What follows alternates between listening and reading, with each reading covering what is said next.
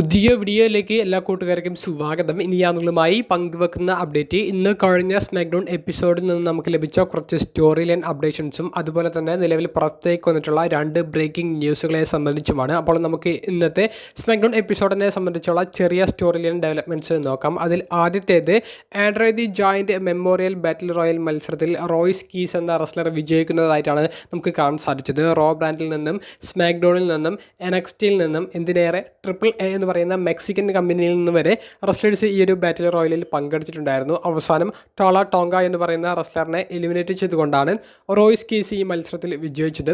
Royce keys ഈ ഒരു മത്സരത്തിൽ പാർട്ടിസിപ്പേറ്റ് ചെയ്യുന്നുണ്ട് എന്നുള്ളത് അവർ കൺഫേം ചെയ്തപ്പോൾ തന്നെ റോയ്സ് കീസിൻ്റെ വിജയസാധ്യത കൂടുതൽ എന്നുള്ള രീതിയിലേക്ക് പ്രിഡിക്റ്റ് ചെയ്യാൻ പറ്റുന്ന ഒരു ബാറ്റിൽ റോയലായിരുന്നു. മറ്റ് സൂപ്പർ താരങ്ങളൊന്നും ഈ ഒരു ബാറ്റിൽ റോയലിൽ പങ്കെടുത്തിട്ടുണ്ടായിരുന്നില്ല. റോയ്സ് കീസിന് നല്ലൊരു പുഷ് കൊടുക്കാൻ പ്ലാൻ ഉണ്ട് എന്നുള്ളത് ഇതിൽ നിന്ന് തന്നെ വളരെ വ്യക്തമായി നമുക്ക് മനസ്സിലാക്കാൻ സാധിച്ചിട്ടുണ്ട്. രണ്ടാമത്തെ അപ്ഡേറ്റ് ഇന്നത്തെ സ്മാക്ഡൗണിൽ നടന്ന ഏക ചാമ്പ്യൻഷിപ്പ് മത്സരത്തെ സംബന്ധിച്ചാണ്.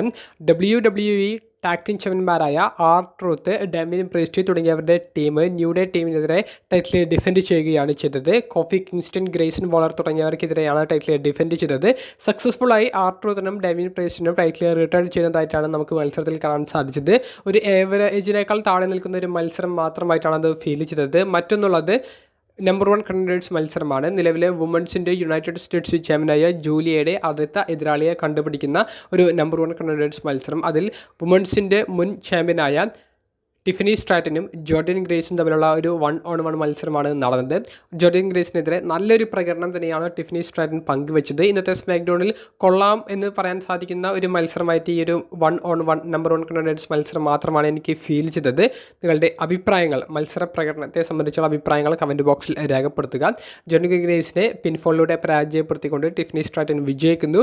ജൂലിയയുടെ ചാമ്പ്യൻഷിപ്പിന് അടുത്ത ചലഞ്ചർ ടിഫനി സ്ട്രാറ്റൻ ആയിരിക്കും എന്നുള്ളത് 100% കൺഫേം ചെയ്യുന്നതായിട്ട് നമുക്ക് സാധിച്ചു. മത്സരം എന്നാണ് നടക്കുന്നത് എന്നുള്ളത് ഇനി വരുന്ന ദിവസങ്ങളിലായിരിക്കും അവർ പുറത്തേക്ക് വിടാൻ പോകുന്ന ഒരു അപ്ഡേറ്റ്. സ്മാക്ഡൗൺ എപ്പിസോഡിൽ നടന്ന മറ്റ് സംഭവ വികാസങ്ങളെ സംബന്ധിച്ച് നോക്കുകയാണെങ്കിൽ സ്മാക്ഡൗൺ എപ്പിസോഡിൽ നടന്ന മറ്റൊരു മത്സരം ഒരു സ്ട്രീറ്റ് ഫൈറ്റ് മത്സരമായിരുന്നു. ഈ ഒരു സ്ട്രീറ്റ് ഫൈറ്റ് മത്സരം ഒരു 8-man ടാഗ് ടീം മത്സരമായിട്ടാണ് നടന്നത്. MFT ടീമും വൈറ്റ് സിക്സും തമ്മിൽ ഏറ്റുമുട്ടിയ മത്സരത്തിൽ ടമ ടോങ്ക MFT ടീമിന് വിജയം നേടിയെടുക്കാൻ വേണ്ടി അദ്ദേഹത്തിൻ്റെ ഫിനിഷർ അടിക്കാൻ പോകുന്ന ഒരു സമയത്ത് അങ്കിൾ ഹൗഡിയെ സോളോസിക്കോവയുടെ സമോൺ സ്പൈക്ക് ഉപയോഗിച്ച് സോളോസിക്കോവ ആക്രമിച്ച് സോളോസിക്കോവ ആ ഒരു സമയം യൂട്ടിലൈസ് ചെയ്ത് വിജയം കരസ്ഥമാക്കുന്നതായിട്ടാണ് കാണാൻ സാധിച്ചത്. വൈറ്റ് സിക്സിനെതിരെയുള്ള MFTയുടെ സ്റ്റോറി ഇവിടം കൊണ്ട് അവസാനിക്കുന്നു എന്ന് വിചാരിക്കുന്നു. എന്തായാലും കുഴപ്പമില്ലാത്ത ഒരു സ്ട്രീറ്റ് ഫൈറ്റ് മത്സരമായിട്ടാണ് ഫീൽ ചെയ്തത്. കെൻഡോ സ്റ്റിക്ക്, ട്രാഷ്, അതുപോലെ തന്നെ ചെയർ തുടങ്ങിയ വെപ്പൺസൊക്കെ ഈ ഒരു മത്സരത്തിൽ ഉപയോഗിക്കുന്നതായി നമുക്ക് കാണാൻ സാധിച്ചു. എന്തായാലും MFT ടീമിനുള്ളിൽ സോളോസിക്കോവ, ടാമ ടോങ്ക തുടങ്ങിയവർക്കിടയിലെ പ്രശ്നങ്ങൾ തന്നെയായിരിക്കും ഇനി അങ്ങോട്ട് കാണിക്കാൻ പോകുന്നത് എന്നുള്ളതിൻ്റെ സൂചനയും നൽകിയിട്ടുണ്ട്. അതുപോലെ തന്നെ വുമൻസ് ഡിവിഷനിൽ നിന്ന് ഒരു ടാഗ് ടീം മത്സരം നടക്കേണ്ടതായിരുന്നു. ഷാർലറ്റ് ഫ്ലെയർ, അലക്സ ബ്ലിസ് തുടങ്ങിയവരുടെ ടീം ലൈറ വൽക്കീരിയ, ബെയ്ലി തുടങ്ങിയവർക്കെതിരെ കളിക്കേണ്ട ടാഗ് ടീം മത്സരം ആരംഭിച്ച ആ ഒരു സമയത്ത് തന്നെ അതൊരു നോ കോൺടെസ്റ്റിലേക്കാണ് നയിക്കപ്പെട്ടത്. നിലവിലെ വുമൻസ് ടാഗ് ടീം ചാമ്പ്യന്മാരായ നയ ജാക്സ്, ലാഷ് ലെജൻഡ് തുടങ്ങിയവരുടെ ടീം വന്നിട്ട് ഈ 2 ടീമിനെയും ബ്രൂട്ടലായി ആക്രമിക്കുന്ന ഒരു മൊമെൻറ്റും കാണാൻ സാധിച്ചു. പിന്നീട് സ്മാക്ഡൗണിലൊക്കെ നടന്നിട്ടുണ്ടായിരുന്നത് സെഗ്മെൻറ്റ്സ് ആയിരുന്നു. അതായത് സ്മാക്ഡൗൺ ആരംഭം കുറിക്കുന്ന ഒരു ഭാഗം എന്ന് പറയുന്നത് റാൻഡി ഓർട്ടൻ്റെ സെഗ്മെൻ്റ് ആയിരുന്നു. പതിവ് പോലെ കോഡി റോഡ്സിനെ വെല്ലുവിളിക്കുന്നതും പാറ്റ് മാക്ഫി എന്തുകൊണ്ടാണ് റാൻഡി ഓർട്ടൻ്റെ കൂടെ ജോയിൻ ചെയ്തത്, പാറ്റ് മാക്ഫിക്ക് എന്തുകൊണ്ടാണ് റാൻഡി ഓർട്ടൻ ഇത്രയും പ്രാധാന്യം കൊടുക്കുന്നത് എന്നുള്ളത് അദ്ദേഹം വെളിപ്പെടുത്തിയതായിരുന്നു. കോഡി റോഡ്സ് അദ്ദേഹം റസൽമീനിയ 40 സെത്ത് റോളിൻസിനെയാണ് സഹായത്തിന് വിളിച്ചത്, തന്നെ അതിനുശേഷം കെവിൻ ഓവൻസിന് ഒരു ചാമ്പ്യൻഷിപ്പ് ഓപ്പർച്യൂണിറ്റി കൊടുത്തു, തനിക്കൊന്നും തന്നില്ല. എന്നാലും കോഡി റോഡ്സ് പഠിച്ചില്ല. അവസാനം അവൻ എന്നോട് എൻ്റെ ഉള്ളിലെ ആളെ പുറത്തേക്ക് എത്തിക്കാനാണ് ആവശ്യപ്പെട്ടത്. അത് ആ റിയൽ ആയിട്ടുള്ള റാൻഡി ഓർട്ടനാണ് താൻ. അത് തൻ്റെ ഉള്ളിലെ റാൻഡി ഓർട്ടൻ ആരാണെന്ന് യഥാർത്ഥത്തിൽ തനിക്ക് പറഞ്ഞു തന്നത് പാറ്റ് മാക്ഫി ആണ്. അതുകൊണ്ടാണ് താൻ പാറ്റ് മാക്ഫിയുടെ കൂടെ നിൽക്കുന്നത്. കോഡി റോഡ്സിനേക്കാൾ കൂടുതൽ സഹായങ്ങൾ ഈ ചുരുങ്ങിയ കാലയളവിനുള്ളിൽ പാറ്റ് മാക്ഫി തനിക്ക് നൽകിയിട്ടുണ്ട് എന്നുള്ളതും റാൻഡി ഓർട്ടൻ പറയുകയുണ്ടായി. എന്തായാലും റസൽമീനിയ 42 കോഡി റോഡ്സിനെ പരാജയപ്പെടുത്തിക്കൊണ്ട് 15ാമത്തെ തവണ ചാമ്പ്യൻ ആകുമെന്നാണ് റാൻഡി ഓർട്ടൻ പറഞ്ഞിട്ടുള്ളത്. അത് നമുക്ക് നാളത്തെ റസൽമീനിയ 42ൻ്റെ ആദ്യ ദിവസം കണ്ടു തന്നെ അറിയാം എന്താണ് സംഭവിക്കാൻ പോകുന്നത് എന്നുള്ളത്.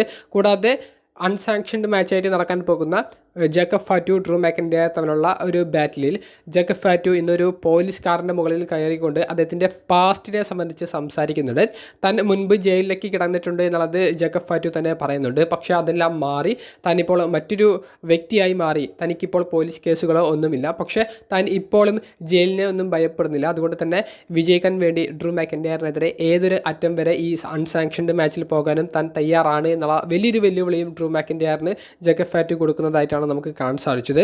അതുപോലെ തന്നെ മറ്റൊരു സെഗ്മെൻറ്റ് എന്ന് പറയുന്നത് മെയിൻ ഇവൻറ്റിൽ നടന്ന കോഡി റോഡ്സ്, CM പങ്ക് തുടങ്ങിയവരുടെ ഒരു സെഗ്മെൻറ്റാണ്. അപ്പോൾ ഇരുവരും ഹഗ് ചെയ്യുന്നതായിട്ടും ഇരുവരും തമ്മിൽ വളരെ ഹാപ്പി ആയിട്ട് അവസാനിക്കുന്ന ഈ ഒരു സെഗ്മെൻറ്റ് കൊണ്ട് WWE ഉദ്ദേശിക്കുന്നത് TKO വേഴ്സസ് WWE എന്നുള്ള നിലയിലേക്ക് സ്റ്റോറി ബിൽഡ് ചെയ്യാൻ വേണ്ടിയിട്ടാണ്. അതായത് കോഡി റോഡ്സ് റാൻഡി ഓർട്ടനെ സംബന്ധിച്ച് സംസാരിച്ച് പോകുന്ന ഒരു സമയത്ത് അങ്ങോട്ടേക്ക് വേൾഡ് ഹെവി വെയ്റ്റ് ചാമ്പ്യനായ CM പങ്ക് കയറി റാൻഡി ഓർട്ടനെതിരെ നീ ഫോക്കസ് കൊടുത്തോളൂ, പാറ്റ് മാക്ഫിയുടെ പേര് ഇതിലേക്ക് വലിച്ചിഴച്ചുകൊണ്ട് നിൻ്റെ ഫോക്കസ് കളയണ്ട എന്ന് പറയുന്നുണ്ട്. അപ്പോൾ TKO എന്ന് പറയുന്ന കമ്പനി എടുത്ത തീരുമാനങ്ങൾക്കെതിരെ കോഡി റോഡ്സും CM പങ്കും നിലകൊള്ളുന്നു. TKO എന്ന് പറയുന്ന മാനേജ്മെൻറ്റിനെതിരെ ഇവർ ഒരു സ്റ്റോറി ആരംഭിക്കുന്നതിൻ്റെ ഒരു ഡയറക്ഷനിലേക്കാണ് കാര്യങ്ങൾ കൊണ്ടുപോകുന്നത് എന്നുള്ളതിൻ്റെ സൂചനയാണ്.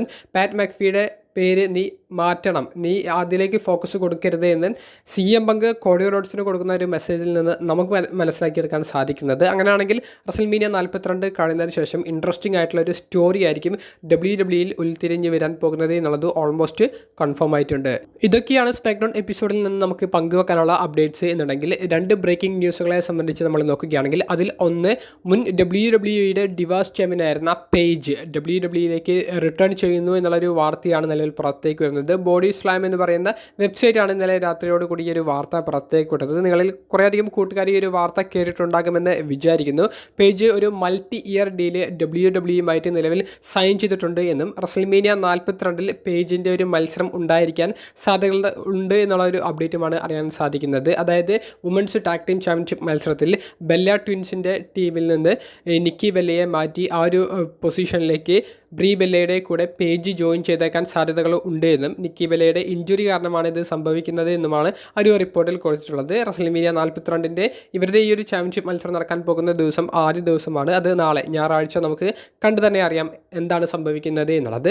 അതുപോലെ തന്നെ മറ്റൊരു ബ്രേക്കിംഗ് ന്യൂസ് എന്ന് പറയുന്നത് റസൽമേനിയ 42 രണ്ടാമത്തെ ദിവസത്തിലെ മെയിൻ ഇവൻറ്റ് മത്സരത്തിൽ നിലവിലെ വേൾഡ് ഹെവി വെയ്റ്റ് ചാമ്പ്യനായ CM പങ്കിൻ്റെ ചാമ്പ്യൻഷിപ്പിന് ചലഞ്ച് ചെയ്യുന്ന 2026 റോയൽ റംബിൾ വിന്നർ കൂടിയായ സൂപ്പർ താരം റോമൻ റെയിൻസ് ആ ഒരു ചാമ്പ്യൻഷിപ്പ് മത്സരത്തിൽ വിജയിച്ചില്ലെങ്കിൽ കമ്പനിയിൽ നിന്ന് പോകുമെന്നുള്ളത് റോമൻ റെയിൻസ് പറഞ്ഞിട്ടുണ്ട്. തനിക്ക് ആ ഒരു മത്സരത്തിൽ CM പങ്കിനെ പരാജയപ്പെടുത്താൻ സാധിച്ചില്ലെങ്കിൽ താൻ ഈ ഒരു കമ്പനിയിൽ തുടരുന്നതിൽ അർത്ഥമില്ല എന്നും താൻ കമ്പനി വിട്ടേക്കുമെന്നുള്ളതും റോമൻ റെയിൻസ് ഒരു ഇൻ്റർവ്യൂവിൽ വെച്ച് പറയുകയുണ്ടായി. അപ്പോൾ ഇതേ ഒരു അഭിപ്രായം റസൽമേനിയ 42 പറഞ്ഞ മറ്റൊരു വ്യക്തി എന്ന് പറയുന്നത് പാറ്റ് മാക്ഫി ആണ്. റാൻഡി ഓർട്ടൻ വിജയിച്ചില്ലെങ്കിൽ പാറ്റ് മാക്ഫി ഈ കമ്പനി അല്ലെങ്കിൽ റെസ്ലിംഗ് ഇൻഡസ്ട്രി തന്നെ വിടും എന്നുള്ളത് അദ്ദേഹം പറഞ്ഞിട്ടുണ്ട്. ഇതേ ഒരു പോയിന്റ് ഓഫ് വ്യൂവിൽ നിന്ന് നമ്മൾ നോക്കിയാൽ റോമൻ റെയിൻസ് പറയുന്നതും പാറ്റ് മാക്ഫി പറയുന്നതും ഒരേ ഡയറക്ഷനിലേക്കാണ് പോകുന്നത് എന്നുള്ളത് ഉറപ്പായിട്ടുണ്ട്. അപ്പോൾ ഓൾറെഡി നമ്മൾ ഈ ഒരു വീഡിയോയിൽ ഉൾപ്പെടുത്തിയതാണ് TKO വേഴ്സസ് WWE എന്നുള്ള നിലയിലേക്ക് സ്റ്റോറി വരുന്നതിൻ്റെ സാധ്യതകളെ സംബന്ധിച്ച്. അപ്പോൾ പാറ്റ് മാക്ഫി പറഞ്ഞ അതേ ഡയറക്ഷനിൽ ഒരു കാര്യം റോമൻ റെയിൻസ് ആഡ് ചെയ്യുമ്പോൾ 2 പേരുടെയും പിന്നിൽ പ്രവർത്തിക്കുന്നത് ഒരൊറ്റ തലയാണോ എന്നുള്ളതിലേക്കാണ് കാര്യങ്ങൾ പോകുന്നത്. അപ്പോൾ സ്റ്റോറി ഇങ്ങനെ ഫോളോ അപ്പ് ചെയ്താൽ TKO വേഴ്സസ് WWE എന്നുള്ള നിലയിലേക്ക് തന്നെയാണ് പോയിക്കൊണ്ടിരിക്കുന്നത് എന്നുള്ളത് ഓൾമോസ്റ്റ് കൺഫേം ആണ്. അപ്പോൾ റോമൻ റെയിൻസ് എന്ത് അർത്ഥത്തിലാണ് ഈ കമ്പനി വിടാൻ പോകുന്നു എന്നുള്ളൊരു തീരുമാനം എടുക്കുന്നത്, അദ്ദേഹം പരാജയപ്പെട്ടാൽ അദ്ദേഹം ഈ തീരുമാനത്തിൽ ഉറച്ചു നിൽക്കുമോ എന്നൊക്കെ നമുക്ക് റസൽമേനിയ 42 തന്നെ കണ്ടറിയാം. വീഡിയോ സംബന്ധിച്ചുള്ള നിങ്ങളുടെ പ്രതികരണങ്ങൾ കമൻറ്റ് ബോക്സിൽ രേഖപ്പെടുത്തുക. അപ്പോൾ അടുത്തൊരു വീഡിയോയുമായി ഉടനെ കാണുന്നത് വരെ ബൈ.